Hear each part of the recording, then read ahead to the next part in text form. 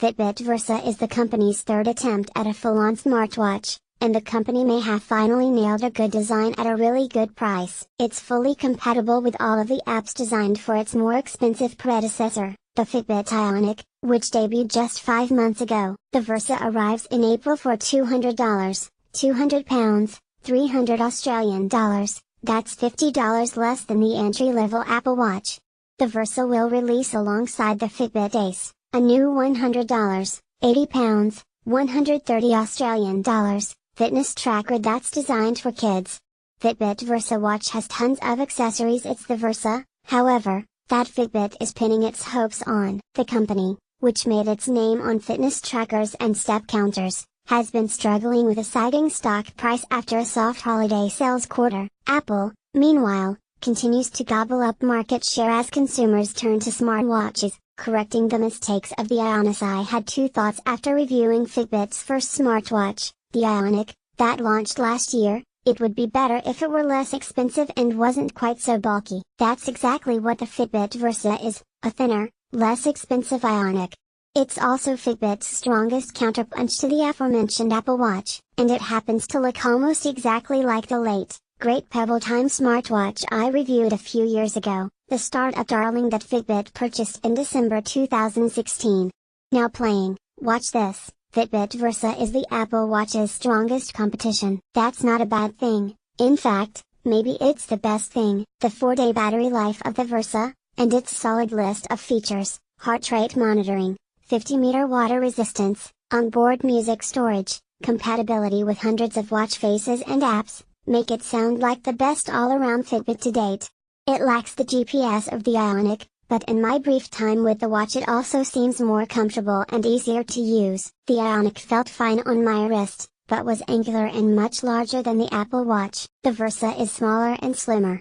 Apple Watch Series 3, left, next to Fitbit Versa, right, Sarah 2/CNET. I couldn't tell how it feels with different bands, but the whole watch is a lot more low-key than the Ionic, in a good way. On my large wrist, it felt great. But Fitbit is clearly looking at the Versa as a way of addressing the design shortcomings of the Ionic. Its squircle design is reminiscent of the Apple Watch, and even more reso, the Pebble Time. The aluminum design comes in several colors, black, silver, and rose gold, and will work with a variety of new silicone, leather, steel link, Milanese mesh style, woven and knit bands. Versa replaces the Fitbit Blaze in the company's lineup. That first-generation Fitbit watch, which had few fans, is now being discontinued. Sarah 2/CNET. A renewed focus on women's health. The Versa is part of what Fitbit CEO James Park details as a mission to reach out to a larger audience, and more women in particular. To that end, the company is introducing new tools, incoming app updates, to track women's menstrual cycles. Today, many women track their cycles in dedicated apps, like Kindra. But by folding the feature into the main Fitbit app, the hope is that women will find it easier to do all their health tracking in one place. Apple Health added reproductive health tracking back in 2015. The expanded feature will come in an upcoming software update which will work across older Fitbits, too.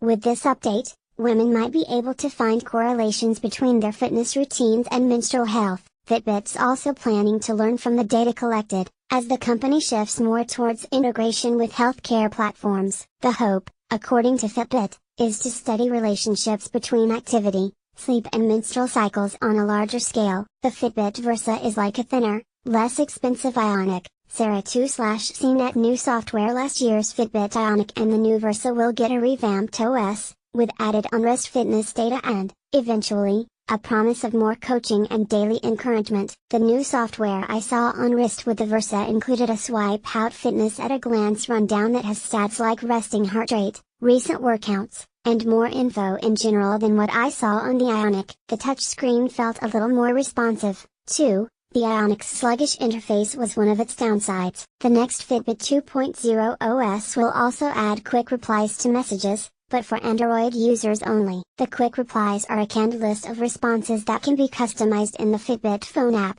The Fitbit Ionic currently can only receive messages. Fitbit Pay, which makes NFC on wrist payments, will only available on a step-up special edition model in the US, $230, with an extra woven band. In Europe and Asia, All Versa watches will have Fitbit Pay. I was let down with how few banks are supported on Fitbit Pay at the moment versus Apple Pay, Android Pay, and Samsung Pay, which is why I don't tend to use it. The Fitbit Ace, which looks like the Fitbit Alta.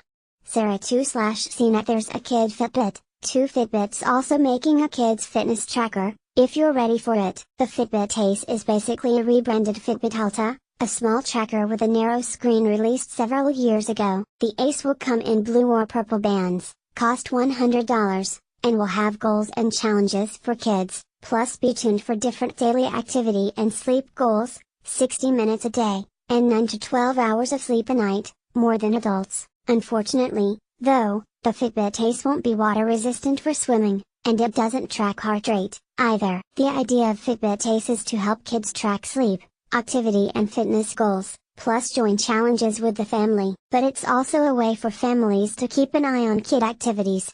And for Fitbit to study kid fitness data trends, too. Fitbit's technically late to the kid fitness tracker game. Garmin's already on the second generation of its VivoFit Jr. Fitbit Ace is designed for kids 8 and up.